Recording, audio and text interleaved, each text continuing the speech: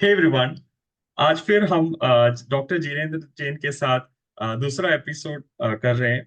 So last episode में उन्होंने बताया कि कैसे उनकी जिंदगी के different health problems and challenges ने उनको एक वेलनेस कोचिंग की तरफ लाइफ में मोड़ लेना पड़ा। And all the things that he is doing good for the people. So आज हम लोग ये जानेंगे इनसे कि उन्होंने अपनी जिंदगी में क्या क्या ट्रांसफॉर्मेशन लाया है और दूसरों की जिंदगी में भी क्या क्या ट्रांसफॉर्मेशन वो ले पा रहे हैं। So Jinendra Jain sir, over you. हाँ, देखो, एक तो बचपन से ही मेरे सामने सबसे बड़ा जो चैलेंज था वो हेल्थ का चैलेंज था। और वो हाँ क्या जी। था? जैसे जब स्कूल जाता था मैं, तो स्कूल से आते समय पेट में लंबे लंबे कीड़े लटक जाते थे कच्चे में ही। पेट खराब रहता था बचपन से। राइट। तो एक तो ये प्रॉब्लम थी। तो अक्सर डॉक्टर कीड़ा मारने की दवाइयां खिलाया करते थे, और उसकी वजह से मैं कमजोर भी था। पेरेंट्स को भी लगता था ये उभरता नहीं है। ओके। लेकिन कभी उन कीड़े मारने वाली दवाइयों से लाभ नहीं हुआ, और धीरे धीरे करके स्वास्थ्य खराब होता चला गया। आप ये देखो, ये बचपन शुरुआत यहाँ से हुई थी। ओके। फिर मेरे पेरेंट्स को नजला जुकाम बहुत रहता था, डस्ट एलर्जी थी उनको, तो मुझे भी रहने लगा।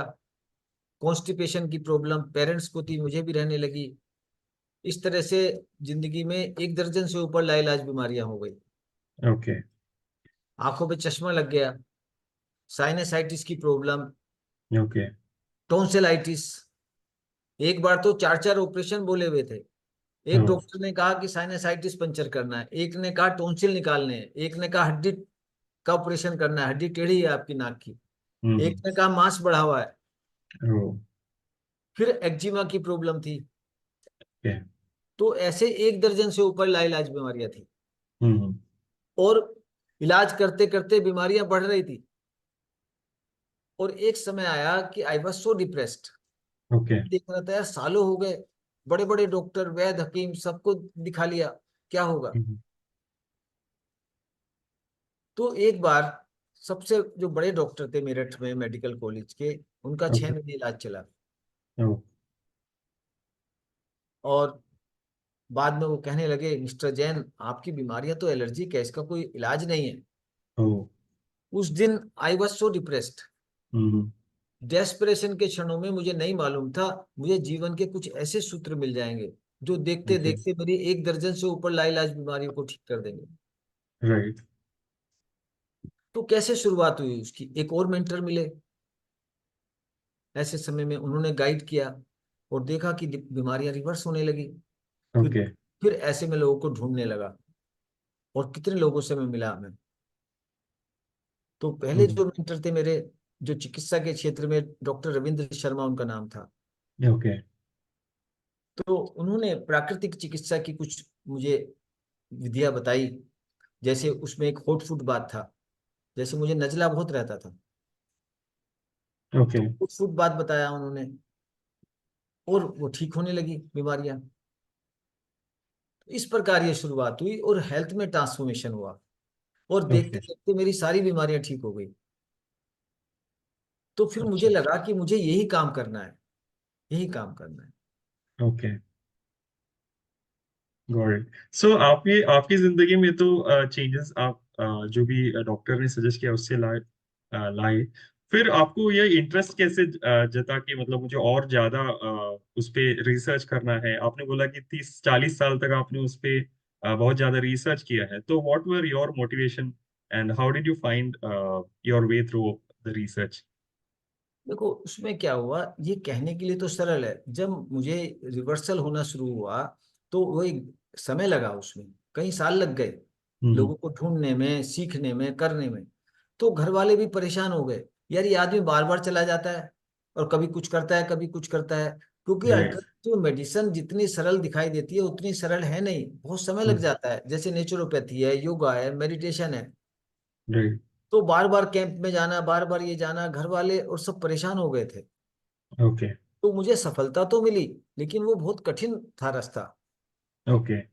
तो तब मेरे जीवन का ये लक्ष्य बना कि इसको यूजर फ्रेंडली कैसे बनाएं, अफोर्डेबल कैसे बनाएं। ओके। तो 30 साल मैंने इसके ऊपर काम किया कि इस ओके। सिस्टम को, जिसमें मुझे वर्षों लग गए, लाखों रुपए खर्च हुए, हर व्यक्ति के पास इतना धन नहीं है। धन भी हो तो ओके। इतना समय नहीं है, समय भी हो तो इतना धैर्य नहीं है। राइट। तो कैसे अल्टरनेटिव मेडिसिन को हम यूजर फ्रेंडली बनाएं, अफोर्डेबल बनाएं। और सबसे बड़ी चीज एक इसमें, मॉडर्न मेडिसिन के पॉपुलर होने का सबसे बड़ा कारण क्या है? तुरंत रिजल्ट मिलते हैं, चाहे राइट। साइड इफेक्ट कितने भी सीरियस हो, खतरनाक हो, लेकिन आराम तो तुरंत आता है ना। हाँ जी। इसीलिए पॉपुलर हो रही है मॉडर्न मेडिसिन। राइट। तो राइट। हमें अल्टरनेटिव मेडिसिन को ऐसे बनाना था जिससे इसके भी रिजल्ट तुरंत आए। ओके। तो 30 साल इसके ऊपर काम किया कि कैसे ये यूजर फ्रेंडली बने, अफोर्डेबल बने और तुरंत रिजल्ट आए इसके।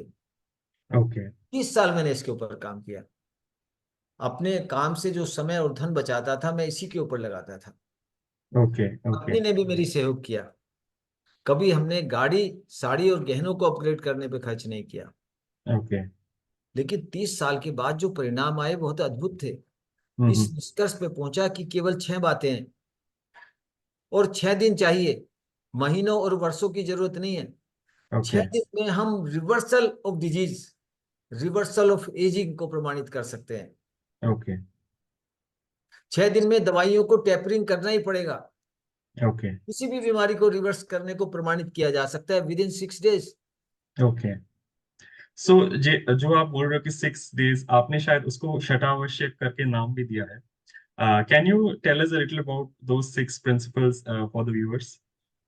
Yes, 6 principles. पहला तो है कनेक्ट विद नेचर। नेचर के साथ कनेक्ट करना है। नेचर में 6 एलिमेंट्स हैं। सन है, एयर है, वाटर है, अर्थ है, स्पेस एलिमेंट और साउंड एलिमेंट। ये 6 एलिमेंट्स, इनके साथ जब हम कनेक्ट करते हैं तो इनसे हमें प्राणिक नरिशमेंट मिलता है। ओके। भोजन की जरूरत कम हो जाती है। क्योंकि सबसे बड़ी प्रॉब्लम पता क्या है इंसान की? वो है फूड एडिक्शन। राइट। जरूरत से ज्यादा भोजन करता है। और जब तक वो जरूरत से ज्यादा भोजन और ऐसा भोजन जो उसके लिए सुटेबल नहीं है वो करता रहेगा, तब तक कोई alternative medicine, naturopathy, panchakarma, Ayurveda, homeopathy, yoga, meditation, कोई उसकी हेल्प नहीं कर सकती। ओके। पहली चीज है फूड एडिक्शन को ठीक करना, और उसको ठीक करने के लिए नेचर से कनेक्ट करना। राइट।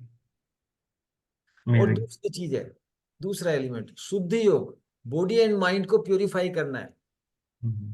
नहाने से नहीं होती बॉडी प्योरीफाई, सिर्फ हाथ धोने से नहीं होगा।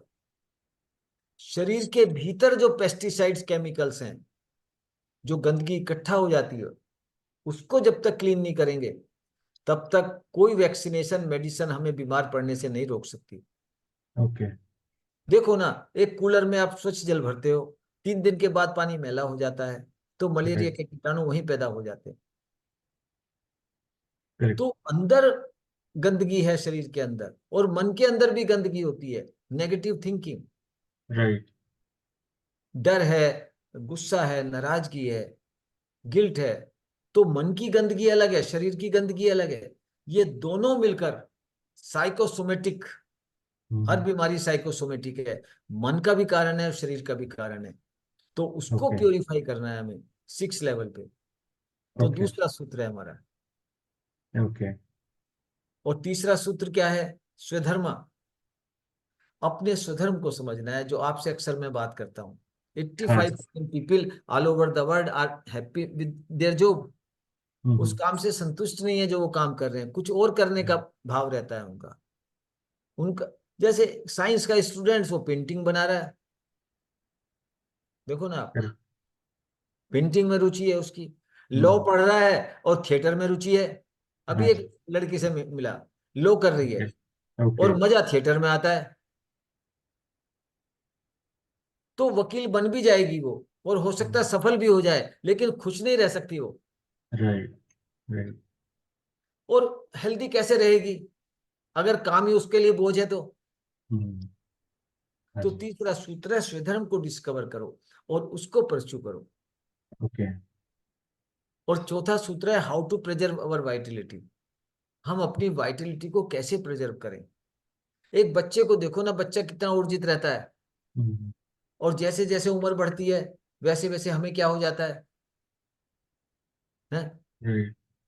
तो ये वाइटलिटी का जो कोटा डेली बेसिस पर सबको बराबर मिलता है, लेकिन ओके। हम बच्चे उसको प्रिजर्व करना जानते हैं, हम नहीं जानते हैं। तो हम भी अगर सीख लें तो जीवन भर ऊर्जित रह सकते हैं राइट। बच्चे की तरह। तो वाइटलिटी जरूरी है। वाइटलिटी क्यों जरूरी है? इसके ऊपर ही हमारा एनर्जी का लेवल निर्भर करता है, इसी के ऊपर हमारी इम्यूनिटी निर्भर करती है, शरीर से लड़ने की क्षमता, और इसी के ऊपर हमारी सेल्फ हीलिंग पावर निर्भर करती है, और इसी के ऊपर हमारा हैप्पीनेस लेवल निर्भर करता है। हाँ जी। तो चारों को ऑप्टिमाइज करने के लिए हमें वाइटलिटी को प्रिजर्व करना सीखना है। ओके। तो अगला सूत्र है डिसिप्लिन इनटू डिसिप्लिन। देखो, एक तो अनुशासन होता है। अनुशासन दो प्रकार से होता है। एक तो एक अनुशासन दूसरा आप पे लागू करता है और आपकी सहमति होती है उसमें। जैसे राइट। सेना में जाओगे तो सेना का डिसिप्लिन पालन करना ही पड़ेगा। किसी स्कूल में एडमिशन लोगे तो उस स्कूल का एडमिशन मानना ही पड़ेगा। किसी राइट। मेडिटेशन सेंटर पे भी जाओगे तो वहां का डिसिप्लिन, खेल के मैदान में जाओगे तो वहां का डिसिप्लिन। तो एक तो ये अनुशासन है, इसके बिना चलेगा नहीं। राइट। दूसरा होता है स्वानुशासन। हम खुद निर्णय करते हैं, जैसे न्यू ईयर रेजोल्यूशन बनाते हैं हम अपने लिए, लेकिन वो तो टूट जाते हैं। एक राइट। डिसिप्लिन हम अपने बच्चों के लिए बनाते हैं, डिक्टेट करते हैं उनको डूज एंड डोंट्स, लेकिन वो भी तोड़ते हैं। हाँ जी। पंडित श्री राम आचार्य ने एक बात कही है कि बड़े जो बच्चों को सिखाते हैं, अगर उस पर खुद अमल करने लग जाएं तो ये धरती स्वर्ग हो जाए। राइट। वो कैसे होगा? वो प्रवचनों से नहीं होगा, उसके लिए एक हमें सिस्टम बनाना पड़ेगा। ओके। सिस्टम का नाम है डिसिप्लिन, यानी कि ओके। जो हमारे लिए अच्छा है वो हमें अच्छा लगने लगे। ओके। तो डिसिप्लिन को डिसिप्लिन में बदलने की कला है, और राइट। उस प्रोसेस का नाम है कायोत्सर्ग। ओके। कायोत्सर्ग, काया माने बॉडी, उत्सर्ग माने छोड़ देना, शरीर ओके। को छोड़ने की कला। ओके। वो सीखते हैं हम उसमें। अमेजिंग। और सो सर, छठा सर सूत्र क्वेश्चन। है, हाँ हाँ, बोलिए, छठा बोलिए। हाँ छठा सूत्र है दशांश। ये भी बहुत उपयोगी है। हम्म। हमें अपने समय और धन का नियोजन करना चाहिए, सम विभाग करना चाहिए। हम्म। 10% अपने समय और धन का अपने ऊपर लगाना चाहिए, अपने पर्सनल डेवलपमेंट के लिए, प्रिवेंटिव हेल्थ केयर के लिए। और ओके। 90% में से संसार के लिए, रोटी कपड़ा मकान के लिए, गाड़ी के लिए, साड़ी के लिए, सब चीजों के लिए 90% खर्च करें। 10% समय और धन अपने ऊपर लगाएं नियमित रूप से। ओके। तो फिर 90% का भी स्वाद ले सकते हो आप। राइट। राइट। ये ओके। 6 सूत्र हम सिखाते हैं। ओके। ओके। गुड। सो एक क्वेश्चन है, जैसे आपने बोला कि लॉ पढ़ने वाले को थिएटर में इंटरेस्ट है, या कुछ जॉब करने वाले को लेट्स से राइटिंग में इंटरेस्ट है, तो इसमें ये मजबूरी हो जाता है किसी के लाइफ में। कुछ हो सकता है कि फाइनेंशियल चैलेंजेस हैं, तो वो एक्चुअली जो पैसा जहाँ पे ज्यादा मिलता है उस चीज पे जाके अपना टाइम ज्यादा बिताता है।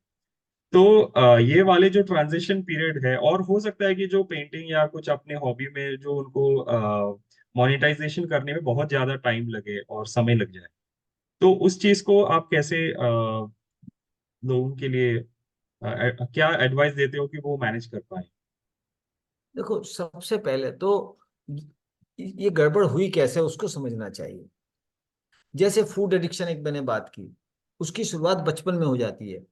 एक माँ अपने बच्चे को फूड एडिक्ट बनाती है, फिर डॉक्टर्स उसको फूड एडिक्ट बना रहे हैं, एक फिर टीचर्स उसको फूड एडिक्ट बना रहे हैं, और जितने भी हमारे धार्मिक संस्थान हैं वो हमें फूड एडिक्ट बनाते हैं। चार लोग बड़ा रोल प्ले करते हैं हमारी जिंदगी में।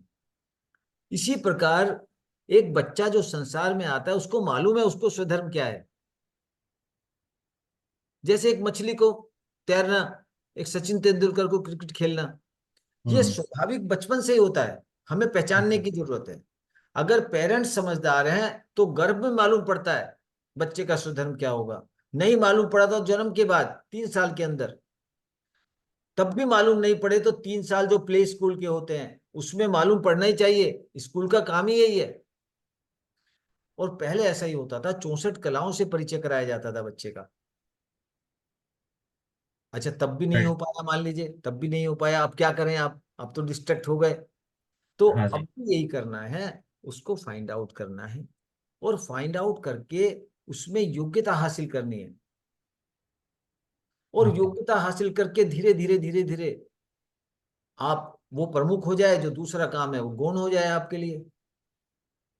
तो ऐसे ट्रांजिशन फेज होता है। राइट। लेकिन लेकिन वो समझना तो है उसमें गड़बड़ कैसे हुई, वो भी समझना है। ये अब्राहम मास्लो के मॉडल मॉडल से गड़बड़ हुई। अब्राहम मास्लो ने एक जो मॉडल ये दिया, हायरार्की ऑफ नीड्स, यस। कि मनुष्य की पहली जरूरत रोटी कपड़ा मकान, यहां से गड़बड़ हुई। तो ओके। व्यक्ति को लगा यार एजुकेशन का और नौकरी का या काम का पर्पज एक ही है, बस रोटी कपड़ा मकान बनाओ, जहां से रोटी कपड़ा हाँ। मकान बढ़िया बन जाए। हेल्थ हेल्थ सेकंड प्रायोरिटी पे हो गई, लव एंड राइट। कनेक्शन तीसरे नंबर पे, सेल्फ एस्टीम चौथे नंबर पे, सेल्फ एक्चुअलाइजेशन पांचवें नंबर पे। हाँ जी। लेकिन होना उल्टा चाहिए था, सेल्फ एक्चुअलाइजेशन पहले नंबर पे, दूसरे नंबर पे सेल्फ एस्टीम, तीसरे नंबर पे लव एंड कनेक्शन, चौथे नंबर पे हेल्थ, और पांचवें नंबर पे रोटी कपड़ा मकान। अमेजिंग। पूरा उल्टा होना चाहिए। राइट। तो अभी भी उसको सीधा करने की जरूरत है भैया, उल्टा पकड़ रखा है उसको सीधा ही। है तो वास्तव में सीधा ही, अगर वो पिरामिड देखोगे तो पहले नंबर पे तो सेल्फ एक्चुअलाइजेशन ही है।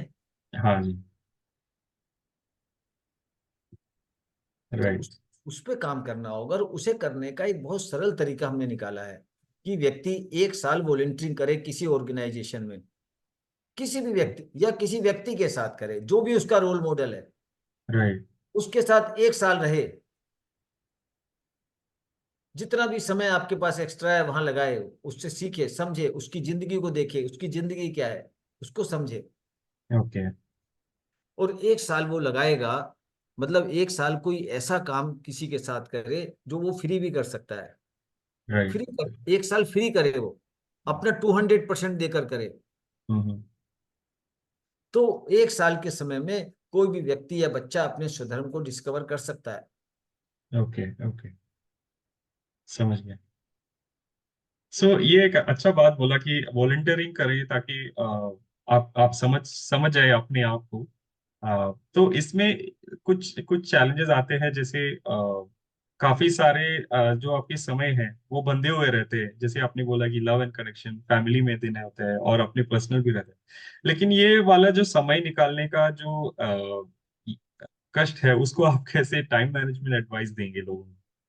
देखिए उसमें क्या होता है, हमें देखना होता है। जैसे मान लीजिए एक लड़का लड़की है, जवान लड़का लड़की है, अब उनके पास भी समय नहीं है, या तो वो कैरियर बना रहे हैं, या तो वो जो पढ़ाई कर रहे हैं अपनी, हाँ जी। आईएएस को परस्यू कर रहा है, कोई डॉक्टर बनने हाँ। के लिए, कोई इंजीनियर बनने के लिए, या कर चुके अभी नौकरी लगी है तो भी कैरियर बनाना है। Correct correct. अब दो लड़का लड़की को आपस में प्यार हो जाता है, टाइम दोनों के पास नहीं है, लेकिन प्यार होने के बाद टाइम कहाँ से निकल जाता है उनके पास, बोलो आप। प्रायोरिटी पे। हाँ। नहीं, कोई प्रायोरिटी नहीं बनाते, कोई ऐसा थोड़ी कि बनाते हैं वो चेकलिस्ट बनाएंगे प्रायोरिटी बनाएंगे, लेकिन समय निकल जाता है ना। हाँ जी। हाँ जी। तो प्यार मैटर करता है, लव। करेक्ट। जब आपको किसी से प्यार हो जाता है तो समय निकल जाता है। ऐसी एक महिला जब उसको बच्चा होता है तो समय निकल जाता है, वैसे समय नहीं है उसके पास। Right right. तो ये प्यार का मसला है। अगर आपको किसी चीज से किसी काम से इतना प्यार है, तो यही तो कसौटी है उसकी। ओके। अगर वो नहीं निकल रहा समय, इसका मतलब आपको जेन्युइन लव नहीं है उससे, फिर आप ढूंढो, ओके। और किसी और चीज को ढूंढो आप। ओके। समझ गया। जैसे मैं ये काम करता हूँ, मैं फ्री भी करने को तैयार हूँ। आप बताओ, आज आज वर्कशॉप है हमारा, आज 5वां दिन है। तो ओके। एक सज्जन कहने लगे, उन्होंने ही बताया मुझे कि एक सुबह जैन है, वो 500 रुपये में कोर्स कराती है, आपका कोर्स तो बहुत महंगा है, 10,000 रुपये लेते हो आप, ओके। ओके। और ये तो आपके कोर्स की सबको जरूरत है, आप इसको सस्ता क्यों नहीं करते हो। ओके। ओके।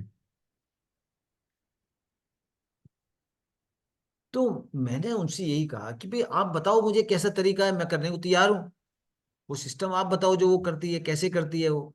मुझे तो आपको बैठाने में 10,000 रुपये खर्च हो गए मेरे तो, मुझे नहीं मालूम वो सिस्टम, मैं तो फ्री कर रहा हूँ अब भी।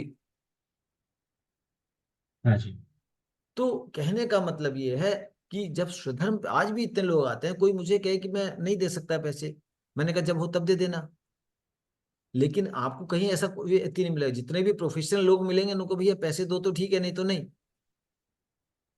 लेकिन मेरा ऐसा नहीं चलता, क्योंकि ये मेरा स्वधर्म है, मुझे तो करना ही है। Right, right. पैसे मिल 30 साल में, 30 साल तो मैंने ऐसे ही किया। ओके, ओके, अपने काम से जो समय धन बचाता था इसी में लगाता था। ओके, किसी से मुझे पैसे मिले तो ठीक है, नहीं मिले तो ठीक है, ओके, कभी चिंता नहीं की मैंने। हाँ तो जी। मैंने उसको 30 साल अपनी कसौटी पे कसा है, और आज भी मैं पैसे लेता हूँ। इसके लिए पर्पज है, मैं ऐसा एक इंफ्रास्ट्रक्चर बनाना चाहता हूँ, और जहां हम ऐसी व्यवस्था कर सकें कि लोग आए और 6 दिन रहें, और उनकी व्यवस्था हम करें, ओके, और ओके, अपनी मर्जी से पेमेंट करें वो। हाँ जी। Okay, alright. जितेंद्र जन सी सर जी, आपने अपनी कोचिंग के माध्यम से बहुत लोगों का ट्रांसफॉर्मेशनल देखा है, और काफी लोगों का मदद भी किया है जो कठिन बीमारी से गुजर रहे थे। तो एक दो ऐसे इंस्टेंस आप बता सकते हैं व्यूअर्स के लिए, जो आपने अपनी कोचिंग प्रोग्राम के थ्रू अचीव किया है? देखो, वैसे तो हर प्रोग्राम में लोगों को अमेजिंग रिजल्ट मिल रहे हैं, लेकिन कुछ घटनाएं बड़ी अद्भुत मेरे हाँ जीवन जी। में हुई। मैंने एक इंदौर में कैंप लगाया हमने, 6 दिन का ओके, रेसिडेंशियल। वहाँ एक फोटोग्राफर थे, वो अपने ससुर को लेकर आए। ओके, कहने लगे कि मैं आपके लिए फोटोग्राफी रिकॉर्डिंग सब फ्री करूंगा, आप मेरे ससुर को, वो एक किसान है, इतना पेमेंट नहीं कर सकते, ओके, कि रेसिडेंशियल प्रोग्राम की हमारी फीस होती थी 60,000 रुपये। ओके, तो वही कहने लगे उनको ये प्रोग्राम करा दो और मुझे भी करा दो आप। ओके, मैंने कहा ठीक है, आ जाओ आप लेकर। तो वो आए लेकर। तो मैंने देखा कि वो तो एकदम बहुत डिप्रेशन में थे, ओके, और पिछले 6 महीनों से सोए नहीं थे। कोई मतलब दवाई काम नहीं कर रही थी उन पर। 10 साल से डिप्रेशन के मरीज थे। ओके, तो जहाँ वो मतलब वहां पे इसी तरह की एक कंपटीशन थी, कि एक साथ डॉर्मेट्री थी बड़ी। तो रात ओके, को जैसे मैं उठा, मैंने देखा उनको, तो वो ऐसे लेटे हुए हैं जैसे लाश लेटी हुई हो, आंखें खुली हुई हैं, देखकर डर लग जाए। और उनको कुछ पकड़ में भी नहीं आ रही थी, बात समझ नहीं आ रही थी। ओके, ओके, और देखिए कि एक एक दिन गुजरता गया, प्रोग्राम किया उन्होंने, प्रोग्राम पार्टिसिपेट किया, और उनके एक्सप्रेशन खुलते चले गए। और 6 दिन में तो बातचीत करने लगे, ओ, ट्रांसफॉर्मेशन हो गया। और उसके बाद 15 दिन के बाद उस फोटोग्राफर ने जाकर उनका इंटरव्यू लिया, ओके, और वो एकदम नॉर्मल ड्यूटी कर रहे थे अपने। ओके, तो कैसे 10 साल पुराना डिप्रेशन, और ऐसे व्यक्ति को भी हम हेल्प कर सकते हैं, जिसको मैं कल्पना में नहीं सोच सकता था, शतावश्यक से उनको भी हेल्प हुई। ओके, ओके, ऐसी एक महिला आई, 12 साल से डिप्रेशन था, 25 गोली रोज, 750 गोलियां रोज ले रही थी, कोलकाता की रहने ओके, वाली, ऑनलाइन ही प्रोग्राम किया उसने तो। ओके, और क्रोनिक कॉन्स्टिपेशन, ओके, मतलब कोलकाता में कोई डॉक्टर उसने छोड़ा नहीं, ना ओके, ओके, फिजिशियन और ना ही साइकोलॉजिस्ट। ओके, और कैसे उसकी दवाइयां छूट गई विद इन 1 मंथ, और पूरी तरह से ओके। डिप्रेशन फ्री हो गई। आज तो अपनी पति के साथ बिजनेस में हाथ बटाती है उसका। ओह, वाओ, दैट्स गुड। तो ऐसे केसेस भी दिए। एक और महिला आई प्रोग्राम में हमारे, दो ओके, साल पहले रसोई में फिसल गई थी, घुटने में चोट लग गई थी उसके, और ओह, घुटना फूल के ऐसा मोटा हो गया। बहुत इलाज चला, वो तो ठीक हो गया, लेकिन दर्द हो गए उसके सारे जोड़ों में। इलाज करते करते सब जगह करवट लेने में भी दर्द होता था उसे, इतना पेन था। ओके, 20-20 गोली वो पेन किलर्स और स्टीरॉइड्स की ले रही थी। ओह, और कैसे छठे दिन उसकी दवाइयां बंद हो गई। जो पेन किलर लेने पे भी, दवाई लेने पर भी उसका दर्द ठीक नहीं हो रहा था, बिना दवाइयों के ठीक होने लगा। ओके, ओके, और सारी दवाइयां छूट गई उसकी। ओके, एक और महिला आई हमारे प्रोग्राम में मुंबई से, आज तक में न्यूज रीडर थी वो। ओह, ओके, और 5वें दिन वो अपना अनुभव साझा करती है। ओके, कहने लगी डॉक्टर साहब ये क्या कराया आपने 6 दिन में, 4-5 दिन में, छोटे छोटे प्रयोग, इनसे इतना प्रभाव पड़ सकता है। मैंने क्या हुआ? तो कहने लगी मेरी उम्र 40 साल की है, 25 साल से मुझे पीरियड्स हो रहे हैं, ओके, और हर महीने 3 दिन मेरे लिए हेल होते थे, कोई पेन किलर काम नहीं करता था। मैं मछली की तरह तड़पती थी 3 दिन तक, सारी सोसाइटी को सिर पे उठा लेती थी। मुझे इतना पेन होता था जैसे डिलीवरी में पेन होता है 3 दिन। और 25 साल से कोई महीना ऐसा नहीं गया। और आज पहला दिन है मेरी डेट का और कोई दर्द नहीं है मुझे। पहली बार ऐसा ओके हुआ है, मुझे यकीन नहीं हो रहा है। ओके, अमेजिंग तो ऐसे ट्रांसफॉर्मेशन मिलते हैं। अमेजिंग। सो आपकी तो जो ये कोचिंग है, आपकी जो कोचिंग है उससे आपको ऐसे बहुत अच्छे नेक काम करने को मिल रहे हैं। So how how do you feel as a coach seeing all of these transformations? नहीं सर, मैं तो, मेरी तो आंखों में पानी आ जाता है जब ऐसे हाँ। मैं देखता हूँ। तो मुझे लगता है यार, this is a very noble profession. हम्म।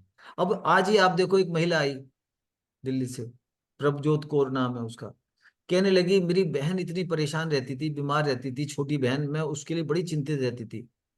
हैं हैं, मुझे जब भी मैं ध्यान में बैठती थी तो उसका रोता हुआ चेहरा दिखाई देता था। ओके। अब 2 महीने से उसने आपका प्रोग्राम किया है और अब वो बिल्कुल हेल्दी हो गई है। पहले इतनी बीमार रहती थी राइट। और अब मुझे वो खुश दिखाई देती है, नाचती भी दिखाई देती है। ओके और आज वो भी आई थी, बेंगलोर की रहने वाली है, दीप। आप मिलना उससे, आप बेंगलोर के रहने ओके। वाले, कि हाँ जी। कैसे उसकी लाइफ बदल गई। आप देखो, ओके ओके। मतलब मतलब आप देखो कि 7 इंच तो कमर कम की उसने, हम्म। और करीब 10-15 किलो वजन कम कर चुकी है। लेकिन उसके बावजूद जो और प्रॉब्लम थी उसको, डिप्रेशन था, पेन थे तरह तरह के, सब ठीक हो गए। Okay okay. She is so happy. Right. Thank you so much, JJ sir, for sharing all of this. We appreciate your time. और हम लोग अगले एपिसोड में उसको कंटिन्यू रखेंगे और ज़्यादा डिटेल में समझेंगे कि आप कैसे ये कोचिंग प्रोग्राम्स कंडक्ट करते हो और क्या क्या करवाते हो लोगों से। So thank you so much for your time. Looking forward to meet you in the next episode. Thank you very much. Thank you, sir.